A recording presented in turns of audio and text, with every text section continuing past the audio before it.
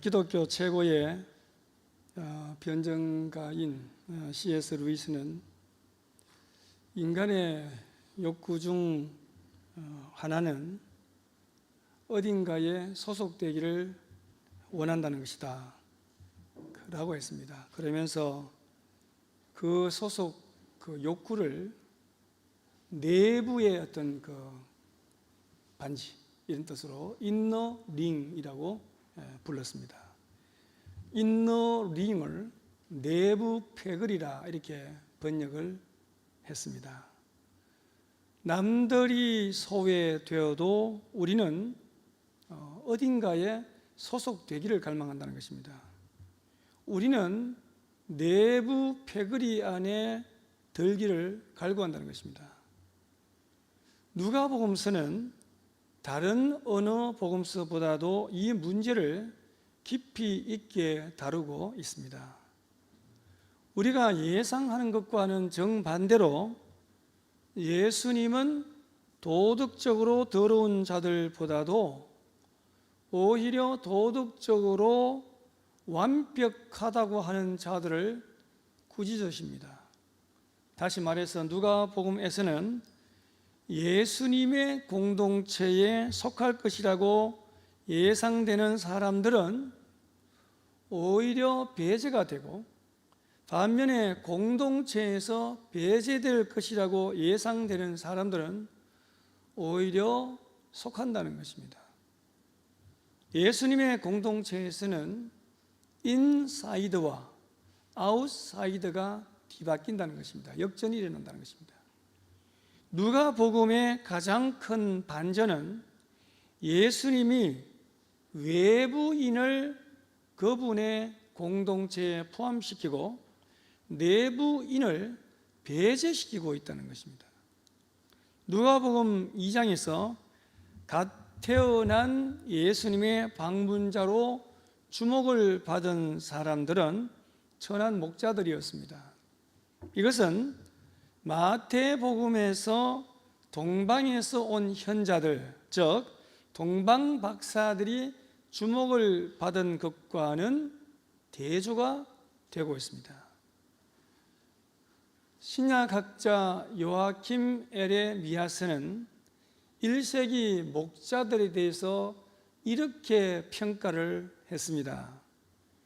대개 그들은 부정직하고 도둑질을 일삼았다. 그들은 남의 땅으로 가축들을 데리고 들어갔다. 그러니까 어떤 반전이 일어났습니까? 사회적으로 인정받지 못하더니 무시당하던 이 목자들이 하나님의 아들을 눈앞에서 목격하는 영광을 누렸다는 것입니다. 누가복음의 나머지 부분에서도 이런 상황은 계속되고 있습니다. 누가복음 3장에서 세례 요한은 아브라함의 직계 후손들을 가르쳐서 독사의 자식들로 부르면서 필요하다면 발 아래의 돌들로 충분히 그들을 대체할 수 있다고 말을 했습니다. 누가복음 4장에서는 예수님은 이스라엘의 궁극적인 내부인들인 엘리야와 엘리사가 이스라엘 백성이 아니라 그 당시에 외부인에 불과한 가난한 이방인 과부와 나만이라고 하는 이방인 장군을 치유했음을 밝히고 있습니다. 누가복음 5장에서는 예수님은 그 당시에 인정받지 못하던 레위라는 세리를 내부인으로 부르신 뒤에 그의 집에서 함께 식사를 나누셨고, 최고의 학문과 최고의 명성과 최고의 도덕적 수준을 지닌 유대인들은 투덜거리며 비방하도록 내버려 두셨다는 것입니다. 그리고 오늘 본문에서도 역전이 일어나고 있습니다. 그 역전은 무엇입니까? 누가복음 6장에서 예수님은 외부인들을 축복하시고 내부인들을 저주하셨습니다. 오늘 본문에 보면 가난하고 슬퍼하고 욕을 먹는 이들을 축복하신 반면에 부유하고 웃고 남들에게 칭찬을 듣는 이들에게는 주님이 경고하셨습니다. 이런 패턴은 누가복음 7장 이후에서도 계속 나타나고 있습니다. 자, 오늘 본문으로 돌아가면 본문에서 예수님은 복과 화를 선포하고 계십니다. 복, 즉 행복은 부유함 속에 있는 것이 아니라 가난한 자에게 있다, 이렇게 예수님은 말씀을 하십니다. 여러분, 성경은 누구나 읽을 수 있는 책이지만 역설적인 표현이 많아서 설명이 없이 읽으면 잘못 오해하기 쉽습니다. 어째서 예수님은 가난한 자가 복이 있다고 말씀하셨을까요? 본문 20절에서 말하는 가난한 자란 바로 마태복음 5장 3절에 말씀하신 심령이 가난한 자를 말하고 있는 것입니다. 심령이 가난하다는 것은 자신의 마음속에 내세울 것이 아무것도 없는 빈 마음 상태로서 겸손한 심령을 가리킵니다. 사람들은 적당히 자신의 위신과 체면과 자존심이라고 하는 탈을 쓰고 살아갑니다. 길가를 가다가도 넘어져도 아픈 표정을 짓지 않는 것은 자존심과 체면을 생각하기 때문입니다. 사람들이 돈을 모으고 출세하고자 하는 이유도 알고 보면 자신의 위신과 체면과 자존심을 살리기 위함입니다. 심지어 자살하는 이유도 남에게 위신이 깎이고 체면을 구기고 자존심이 상했거나 또는 상할까봐 자살을 하는 것입니다. 여러분, 우리가 하나님 앞에 나아가 복 있는 사람이 되려면 우리는 자신의 위신과 체면과 자존심을 모두 깨뜨려야 합니다. 그런 사람이 심령이 가난한 사람인 것입니다. 우리 주변에 보면 하나님의 은혜로 구원의 복을 받는 사람들이 있습니다. 그들은 개인적으로 비극적인 삶을 경험한 사람들입니다. 그들은 사업의 실패로 한풀 꺾인 사람들이고 질병과 가정의 문제로 자신의 의의를 내세울 것이 없는 하나님 앞에 백기를 들고 투항한 사람들입니다. 더군다나 가까운 가족의 사망과 이별로 한풀 꺾인 사람들은 교만하지 않고 영적으로 가난한 상태가 되어서 쉽게 하나님의 은혜로 구원의 복을 받고 하나님의 나라를 유업으로 받을 수 있게 되는 것입니다. 우리는 하나님 앞에서 자신이 부족하고 무능하다는 것을 자인하고 오직 의지할 분은 하나님 한 분뿐이라는 것을 깨달아야 합니다. 이것이 마음의 심령이 가난한 자가 받는 복인 것입니다.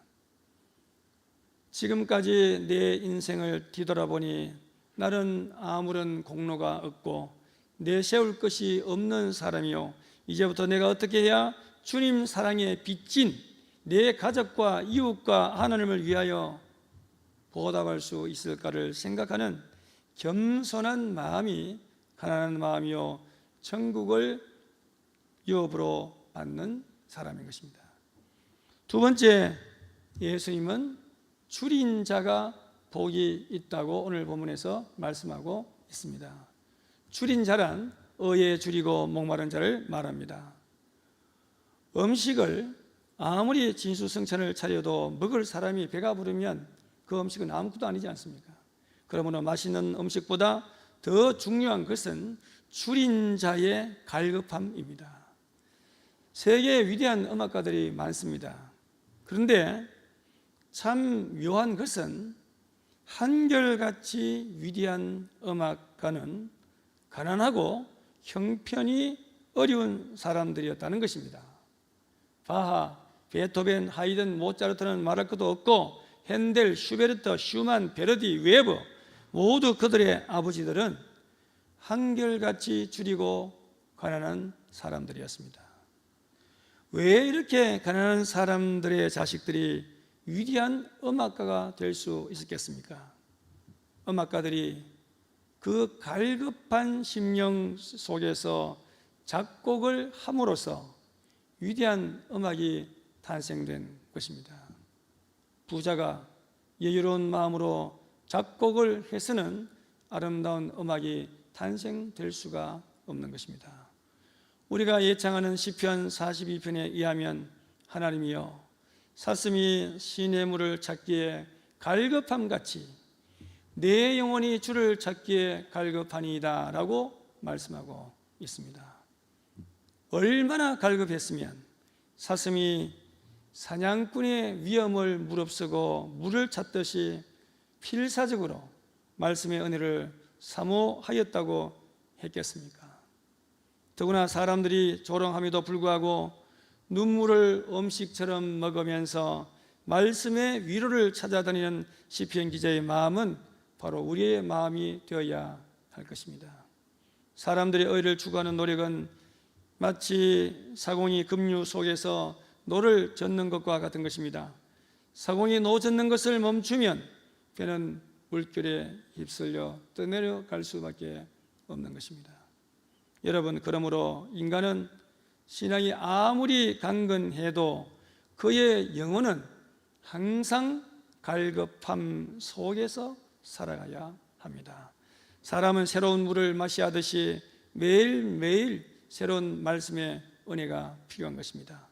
하나님은 은혜를 한꺼번에 우리에게 맡기신 것이 아니라 그리스도께서 장중에 갖고 계시면서 우리가 필요로 할 때 조금씩 주님께서 나누어 주시는 것입니다. 그러므로 우리는 매일매일 그리스도께로 나아가 말씀의 은혜를 공급받아 영적으로 갈급하지 않아야 하는 것입니다. 끝으로 어떤 사람이 복이 있다고 했습니까? 우는 자가 복이 있다고 말씀하고 있습니다. 여러분은 자신이 지은 죄로 인하여 울어 본 적이 있으십니까?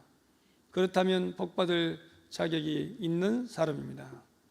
우는 자란 자신이 지은 죄에 대하여 슬퍼하는 사람을 말하며 지은 죄로 인하여 자신에 대한 신뢰감이 깨어져서 절망적으로 우는 사람들을 말하고 있습니다. 자신의 죄악에 대하여 애통해할 때 하나님의 위로, 성령의 위로를 경험하게 됩니다. 만일 인간이 죄를 짓고도 애통해하지 않는다면 얼마나 완고한 사람의 마음입니까? 눈물은 하나님의 마음을 움직이는 놀라운 힘이 있다고 하지 않습니까? 여러분이 잘 아시는 히스기야 왕은 이사야 선지자로부터 너는 내 집에 유언하라, 네가 죽고 살지 못하리라는 말을 들었습니다.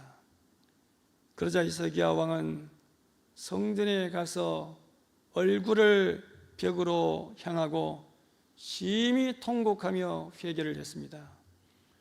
하나님께서는 히스기야 왕의 눈물을 보시고 히스기야 왕의 생명을 15년 연장시켜 주셨을 뿐만 아니라 므낫세라고 하는 아들까지 주셨습니다. 하나님은 강하시지만 눈물에는 무한히 약하신 분이십니다. 하나님은 통회하는 마음에 긍휼을 베푸시는 분이십니다.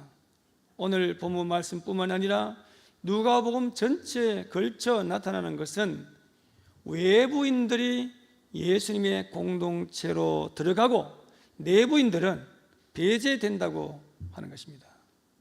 세리, 창녀, 이방인, 사마리아인, 어린아이, 죄인, 둘째 아들은 예수님의 공동체에 들어갔습니다. 반면에 율법학자, 서기관, 바리새인, 법률가, 종교적 의무를 다하는 사람, 사회적으로 존경받는 사람, 첫째 아들은 다 배제가 되었습니다. 많은 학자들이 누가복음 전체를 축약한 말씀으로 한 절을 꼽는다고 하면 누가복음 19장 10절이라 그렇게 말하고 있습니다. 누가복음 19장 10절은 뭡니까? 인자가 온 것은 잃어버린 자를 찾아 구원하려 함이니라. 인자가 온 것은 잃어버린 자를 찾아서 구원하려 함이라는 이 말씀입니다. 하나님은 의인보다 죄인을 선호하신다는 것입니다.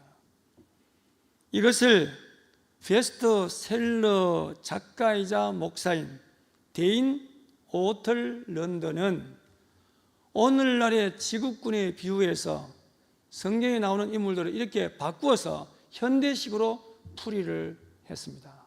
잘 한번 들어보시기를 바랍니다.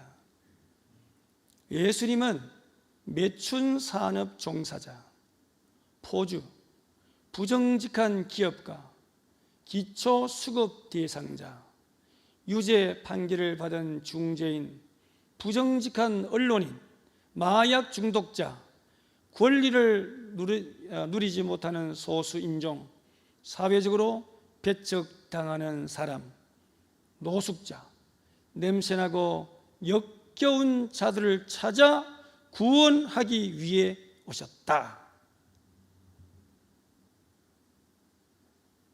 마음에 와닿습니까?